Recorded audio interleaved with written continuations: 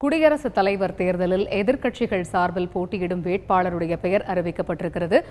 மக்களவை முன்னாள் சபாநாயகர் மீராகுமார் அவருடைய பெயரானது அறிவிக்கப்பட்டிருக்கிறது எதிர்க்கட்சிகள் தரப்பில். இது தொடர்பான கூடுதல் விவரங்களை எமது டெல்லி செய்தியாளர் அரவிந்த் வழங்க பார்க்கலாம்.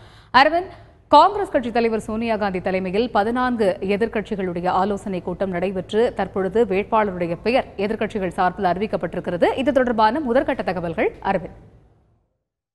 14 எதிர்க்கட்சிகளானது சரியாக 4:45 மணி அளவில் பாராளுமன்ற வளாகத்தில் ஆலோசனை கூட்டத்தை துவங்கினார்கள். இந்த ஆலோசனை கூட்டத்தின் முக்கிய விவாத பொருள்தான், அதாவது தேசிய ஜனநாயக கூட்டணி தரப்பில் ராம்நாத் கோவிந்த் என்பவரை குடியரசுத் தலைவர் தேர்தலில் வேட்பாளராக அறிவித்திருக்கிறார்கள். அதனைத் தொடர்ந்து எதிர்க்கட்சிகள் 14 எதிர்க்கட்சிகளும் ஒன்றாக இணைந்து ஒரு வேட்பாளரை நிறுத்த வேண்டுமா என்பதுதான் இவர்கள் தரப்போட முக்கிய விவாத பொருளாக இருந்தது. இந்நிலையில் இதில் பெரும்பான்மையான கட்சிகள் நாம் ஒரு வேட்பாளரை நிறுத்திதான் ஆக வேண்டும் என்ற ஒரு கருத்தை முன்வைத்ததால் வேட்பாளரை நிறுத்தலாம் என்ற முடிவுக்கு எதிர்க்கட்சிகள் அனைவரும் ஒன்றாக வந்திருக்கிறார்கள்.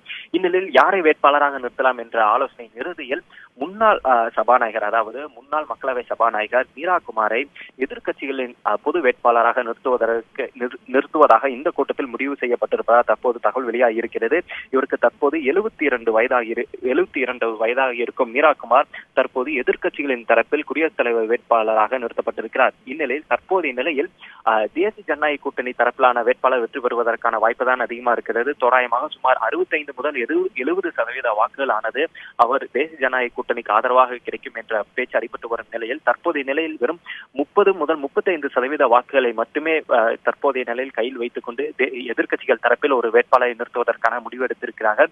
எதிர்க்கட்சிகளை பொறுத்தவரை நமக்கு கிடைத்த தகவலைப்படி மற்ற கட்சிகளுடன் எந்தெந்த கட்சிகள்லாம் தற்போதைய நிலையில் ஒரு தெளிவான முடிவை எடுக்காமல் இருக்கிறார்களோ அதே போல தேசிய ஜனநாயக கூட்டணியில் இல்லாமல் இருந்தாலும் தேசிய ஜனநாயக கூட்டணி வேட்பாளருக்கு ஆதரவாக நிலைப்பாட்டில் மனநிலையில் உள்ள கட்சிகளுடன் தற்போது மீண்டும் ஒரு முறை பேசுவதற்கான ஒரு ஆயத்த பணிகளை அவர்கள் மீண்டும் மேற்கொள்ளலாம் என்ற முடிவில் தற்போது இருக்கிறார்கள். தற்போதைய சூழலில் முதற்கட்ட தகவலாக எதிர்க்கட்சிகள் 14 எதிர்க்கட்சிகள் சார்பில் முன்னாள் மக்களவை சபாநாயகர் மீராகுமார் குடியரசுத் தலைவர் வேட்பாளராக அறிவிக்கப்பட்டிருக்கிறார். அரவிந்த், இப்ப முன்னாள் மக்களவை சபாநாயகர் மீராகுமாருடைய பெயர் எதிர்க்கட்சிகள் தரப்பில் அறிவிக்கப்பட்டிருக்கிறது குடியரசுத் தலைவர் தேர்தலில் போட்டியிடுவதற்கு.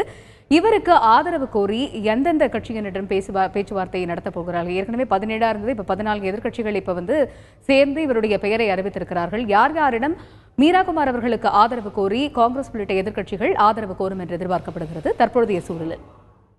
தற்போதைய சூழலில் காங்கிரஸ் கட்சியை பொறுத்தவரை ஏன் இவரை வேட்பாளராக நிறுத்தினார்கள் என்ற கேள்விக்கான முதல் பதில் தான் தற்போது நமக்கு கிடைக்கப்பெற்றுள்ளது. குறிப்பாக பாஜகவை பொறுத்தவரை ஒரு தலித் என்பவரை வேட்பாளராக நிறுத்தி அவருக்கு எதிராக மற்ற கட்சிகள் வேட்பாளர் நிறுத்த முடியாத அளவுக்கு ஒரு சாதுரியமான ஒரு காயைத்தான் பிரதமர் நரேந்திர மோடியும் பாஜகவின் தேசிய தலைவர் அமித்ஷாவும் நகர்த்தியிருந்தனர். இந்நிலையில் அதற்கு ஒரு பதிலடி கொடுக்க வேண்டுமானால் அதே போன்ற தலித் சமூகத்தை சேர்ந்த ஒருவரை தான் முன்னிறுத்த வேண்டும் என்பதில் தான் எதிர்க்கட்சி அனைவரும் தீவிரமாக இருந்தார்கள். அதனைத் தொடர்ந்துதான் தற்போது மீராகுமாருடைய பெயரை அவர்கள் தேர்ந்தெடுத்திருக்கிறார்கள். மீராகுமாரை பொறுத்தவரை இவரும் 5 முறை பாராளுமன்ற உறுப்பினராக இருந்திருக்கிறார். குறிப்பாக கடந்த முறை, அதாவது 15வது லோக்சபாவில் மக்களவை சபாநாயகராகவும் இருந்திருக்கிறார். இந்நிலையில் இவருக்கு அதிகப்படியான ஒரு அரசியல் அனுபவம் உள்ளது. அதே போல இவரும் தலித் சமூகத்திலிருந்து வந்திருக்கிறார். இந்நிலையில் எந்தெந்த கட்சிகள் எல்லாம் தலித் சமூகத்தின் வேட்பாளராக அதற்காரணமாக நாங்கள் ஆதரவு தெரிவிக்கிறோம் என்ற நிலைப்பாட்டை எடுத்திருக்கிறார்களோ அதே கட்சிகளுடன் நாங்களும் ஒரு தலித் வேட்பாளரை தான் முன்னிறுத்தி இருக்கிறோம். குறிப்பாக